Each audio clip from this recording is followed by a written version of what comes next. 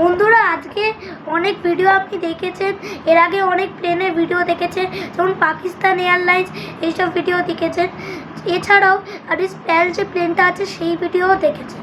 ঠিক তেমনই রোজ যখন প্লেন নিয়ে ভিডিও করি, তাহলে আজকে একটা ট্রেন নিয়ে ভিডিও বানাচ্ছি। যেমন আপনার কি মনে হচ্ছে ট্রেন তো লাইনের উপর দিয়ে যায়, তো আপনার কি মনে হচ্ছে এই লাইনটা কী দিয়ে তৈরি হয় এবং লাইনের জং ধরে না কেন?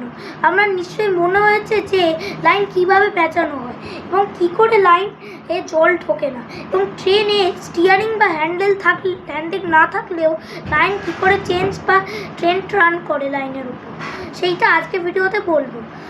যখন ট্রেন টার্ন করে বা লাইন চেঞ্জ করার সময় ধরুন এখানে একটা ট্রেন আছে, ট্রেনের যে এই যে চাকা, অ্যাকচুয়ালি এটা আমি একটা টয় ট্রেন নিয়ে দেখাচ্ছি, কিন্তু রিয়েল এখানে চাকাতে এখানে একটা বড় অংশ থাকে যেটাকে বলে ফ্লেঞ্চ।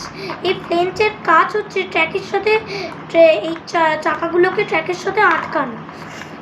শুধু এটাই নয়, আটকানোর পরও যেটা যদি ঘোরানোর সময় ট্রেনে বেড়ে যেতে পারে, সেই টাইমে এইগুলোও ক্লাচ আছে।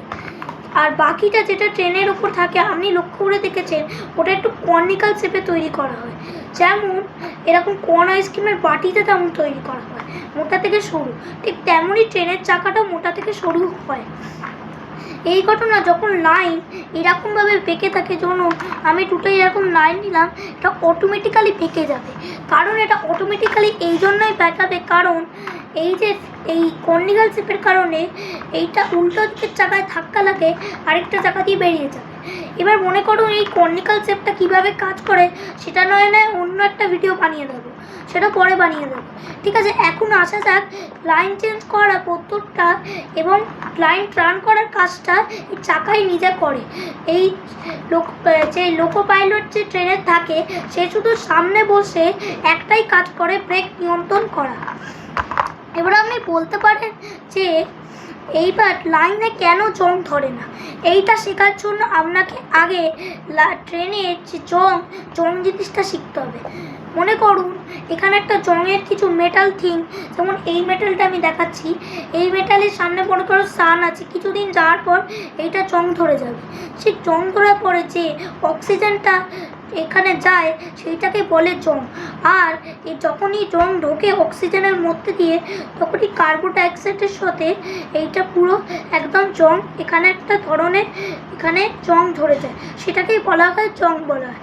যে আর কি যে লোহার যে স্ট্রংনেস কতটা জোরে ধরা আছে এইটা কমিয়ে দেয়।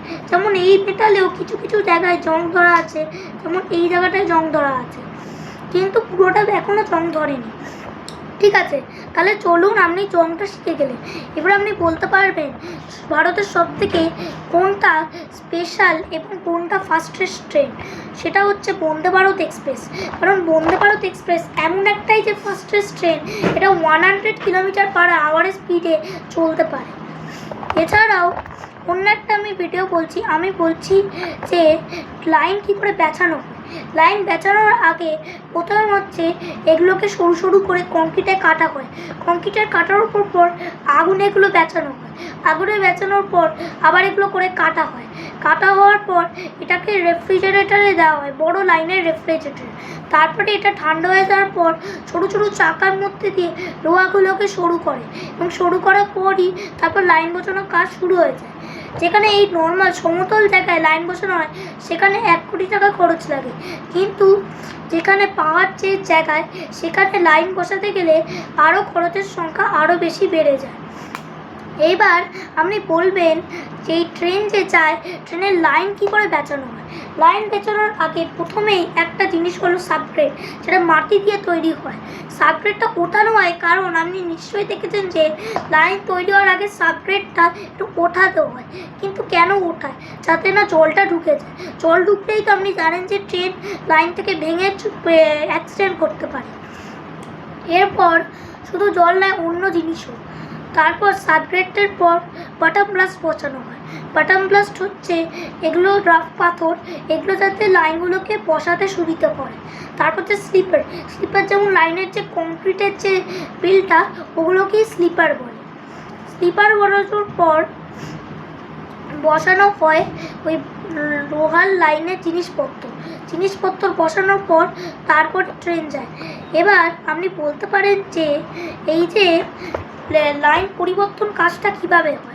লাইন পরিবর্তন কাজটা যেমন আগের বারে আপনি দেখেছেন অনেক সিনেমাতে এরকম ধরে লিভার টেনে লাইন চেঞ্জ হতো, যার কারণে ট্রেনটা এদিকে যাওয়ার কথা এই লাইন থেকে এই লাইনে চলে যেত।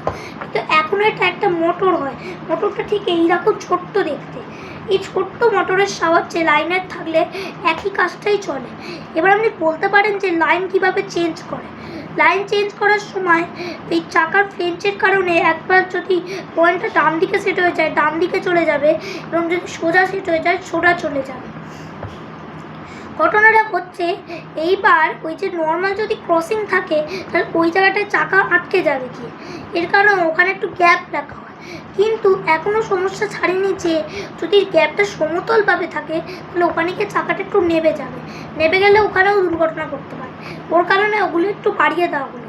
তো বাড়িয়ে দেওয়ার পরও এটা হতে পারে যে যেহেতু অটোটা বেশি গ্যাপ রয়েছে যার কারণে চাকা এদিক দিয়ে গিয়ে উল্টো দিক দিয়ে বেরিয়ে যেতেও পারে, আর দুর্ঘটনাও ঘটতে পারে। এর কারণে এর পাশে দুদিকের লাইনে একটা চেক রেল লাগানো হয়, সেটা একটা সাপোর্ট বলে। সাপোর্টটা যখন ওই লাইনটা উল্টো দিক দিয়ে বেরোয় তখন ওকে ওই বিপরীত চাকার ফ্লেঞ্চকে চেক রেলের মধ্যে ধরে নেয়। ঠিক আছে বন্ধুরা, আপনার নিশ্চয়ই এই ট্রেনের গল্পটা পছন্দ হয়েছে। আবার নয় আরও কিছু নতুন নতুন ট্রেনের গল্প এবং প্লেনের গল্প বানিয়ে দেবো। আবার আগামী সময় অন্য মান্থে আবার একটা আপনাকে টাইটানিকের গল্প বলে দেবো। ঠিক আছে এখন বন্ধুরা বাই বাই, হয়ে গেছে।